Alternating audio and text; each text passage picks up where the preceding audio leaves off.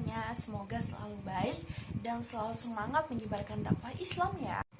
Perkenalkan, nama saya Mulyati dari Lokal 20B KPI. Jadi saya buat video ini untuk memenuhi tugas akhir semester mata kuliah Retorika Dakwah yang diampu oleh Bapak Muhammad Rifat SAG MAG.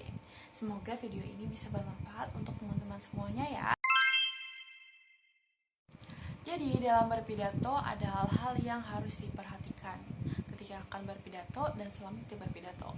Yang pertama yaitu persiapan materi. Tentunya ketika kita akan berpidato di depan orang banyak ya teman-teman, kita itu harus menyiapkan materi untuk berdakwah kepada mereka. Lalu yang kedua, kita harus menyiapkan yang namanya fisik. Ketika kita tampil di depan orang banyak, kita harus memiliki fisik yang prima gitu, supaya pidato kita tersebut jadi lancar. Lalu yang ketiga ada mental. Mental ini penting banget teman-teman, soalnya banyak orang yang gagal gitu dalam berpidato karena mentalnya tiba-tiba down, tiba-tiba demam panggung, ya tiba-tiba takut aja gitu buat tampil di depan orang banyak. Jadi itu penting banget ya. Caranya adalah habis sedang berdoa dan lain sebagainya. Dan selanjutnya kita itu harus memperhatikan penampilan atau pakaian ya, kostum ketika kita akan tampil berpidato, supaya penonton pun yang menonton tuh bisa menjadi tertarik gitu. Kalau penampilan kita aja kayak nggak siap, kayak compang-camping misalkan pakaiannya, gimana orang mau tertarik mendengar pidato yang akan kita sampaikan. Jadi harus menyesuaikan kondisinya juga ya teman-teman untuk pakaian ini. Oke? Lalu ketika kita berpidato itu kita harus memiliki yang namanya self confidence, kepercayaan diri, supaya kita bisa menguasai forum teman-teman. Jadi ketika kita bisa menguasai forum, kita akan lebih percaya diri lagi, dan orang-orang yang mendengar pun ketika kita percaya diri nih tampil di depan panggung akan dengan seksama menyimak kita gitu dan semangat untuk mendengarkan dakwah yang kita ingin sampaikan. Oke? Gimana sih supaya humor itu nggak mengurangi nilai dalam dakwah ya. Jadi teman-teman sebenarnya tahu nggak sih dulu pengertian dari humor? Jadi humor itu adalah sesuatu yang membuat tertawa, sesuatu yang lucu. Jadi biasanya itu humor diselipkan dalam dakwah untuk agar para jamaah itu lebih mudah memahami dakwah yang disampaikan.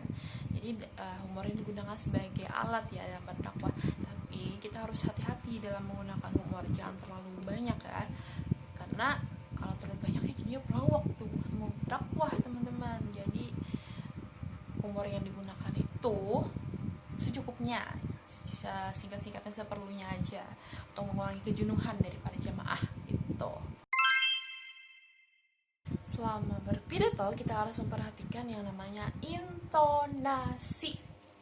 Intonasi dalam berbicara, seperti mengatur tekanan, nada, tempo, dan juga jeda dalam berdakwah atau berpidato ceramah ya. Tekanan itu adalah keras lembutnya suara.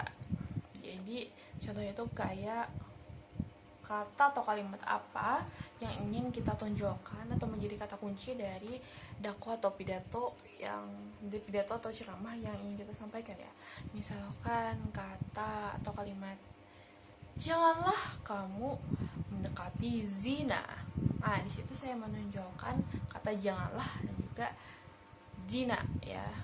Itu contoh. Lalu kita juga harus bisa mengekspresikan nada.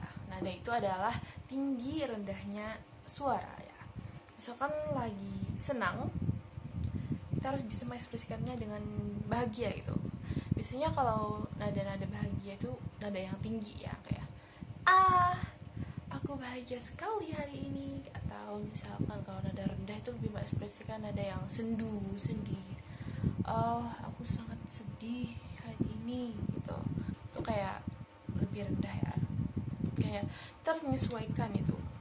Kalau yang gembira itu biasanya nada tinggi, kalau yang sendu-sendu itu biasanya nada yang di bawah, nada rendah. Kemudian ada tempo. Tempo ini adalah cepat lambatnya kita berbicara. Jadi seperti kepada para hadirin yang berbahagia, jadi hari ini kita akan menyampaikan berbeda dengan para hadirin yang berbahagia. Kayak kita harus mengatur temponya itu, tap tap tap tap gitu. Kayak harus mengatur temponya pada waktu yang pas gitu. Paham teman-teman? Semoga bisa dipahami ya. Yang terakhir itu ada jeda. Jadi jeda ini sangat mempengaruhi makna dari kalimat ya. Misalkan kita salah jeda, salah menstop suatu kalimat, itu maknanya bisa beda loh teman-teman. Jadi kayak contohnya misalkan kita bilang pengantin baru datang, itu akan berbeda maknanya ketika kita menjedanya di pengantin baru datang. Ya, kira-kira bisa dipahami ya teman-teman perbedaan maknanya di mana. Demam panggung. Siapa sih yang nggak pernah demam panggung gitu? Kayaknya pasti setiap orang ya pernah ngerasain yang namanya demam panggung. Ketika berada di atas panggung tuh rasanya dak dikduk banget ya, duduk kayak gitu.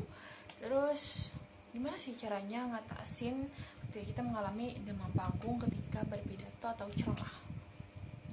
Kalau saya sendiri biasanya ketika nervous ya, demam panggung itu, saya tarik nafas dalam-dalam, terus tahan, lalu buang secara perlahan. Kita coba sama-sama, tarik, lalu tahan, buang. Gitu. Biasanya itu membuat saya lebih tenang ya. Terus ketika di panggung itu juga kita harus berpikiran positif, jangan pikirannya negatif terus. Ya seolah kita bakal melakukan hal-hal yang fatal gitu, kesalahan di atas panggung gitu, misalkan gak ingat materi atau segala macam. Jangan sampai berpikiran mengarah ke hal-hal yang tersebut. Mungkin bisa diatasi dengan cara kita berdoa dulu, semoga pidato kita itu dilancarkan gitu. Dan juga kalau kita blank kan, biasanya kalau ketika kita gugup ya, kita bisa blank dengan materi kita. Caranya dengan pejamkan mata, ingat-ingat, diam sejenak. Itu biasanya manjur ya. Jangan melakukan hal-hal seperti menatap mata penonton ketika kita blank. Itu bakalan bikin buyar sama sekali ya. Terus juga supaya kita lebih santai, kita bisa menganggap semua penonton itu sebagai teman kita. Jadi kayak santai aja gitu nyampeinnya. Dan yang paling terpenting adalah kita harus tenang. Lakukanlah semuanya dengan tenang. Ketika kamu tenang, itu akan membuat otak lebih mudah bekerja ya. Kayak tenang, jangan tergesa-gesa, jangan pikiran kesana kemari segala macam, supaya juga kita bisa lebih fokus untuk melakukan pidato atau ceramah di depan umum. Yap, mungkin itu saja jawaban dari saya. Semoga bisa dipahami dan mudah untuk dicerna, dan saya mohon maaf apabila dalam video ini terdapat banyak sekali kekurangan karena saya hanya manusia biasa. Dan semoga kalian teman-teman bisa mendapatkan ilmu dari video yang saya buat ini. Terima kasih.